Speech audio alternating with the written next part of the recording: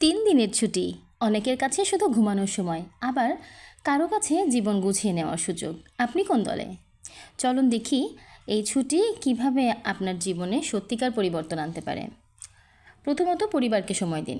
আমরা অফিস আর দায়িত্বের চাপে অনেক সময় পরিবারের মানুষদের সময় দিতে পারি না। এই ছুটিতে বাচ্চাদের সঙ্গে খেলুন, গল্প করুন। সঙ্গী বা বাবা মা, তাদের সাথে কিছু শান্ত সময় কাটান। সময়গুলো অনেক মূল্যবান, এগুলো আর ফিরে আসবে না। নিজের যত্ন নিন। সবাইকে সময় দিয়ে নিজেকে ভুলে গেলে কিন্তু চলবে না। এই কয়েকটা দিন নিজের শরীর আর মনকে রিফ্রেশ করুন। হালকা ব্যায়াম করতে পারেন, প্রিয় গান, প্রিয় বই কিংবা স্পা, যেটা আপনার ভালো লাগে। নিজেকে ভালো রাখা মানেই জীবনকে ভালো রাখা। তারপর ঘরের কাজ গুছিয়ে ফেলতে পারেন। অনেক দিনের জমে থাকা ঘরের ছোট ছোট কাজ, প্রয়োজনীয় কাগজপত্র, এগুলো গুছিয়ে ফেলুন। পুরনো বিল, ফাইল, ট্যাক্সের কাজ বা দরকারি নথিপত্র, এগুলো দেখে নিন।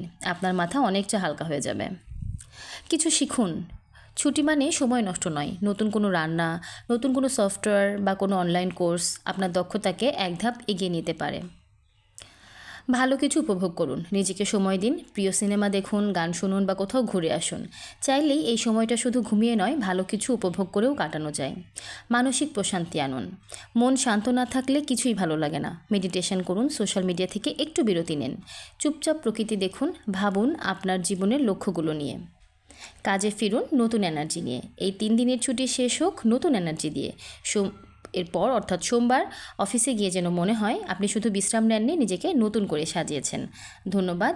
এরকম যদি আরও ভিডিও আপনাদের এরকম ভিডিও যদি ভালো লেগে থাকে, তাহলে আরও হয়তো শেয়ার করব সামনে।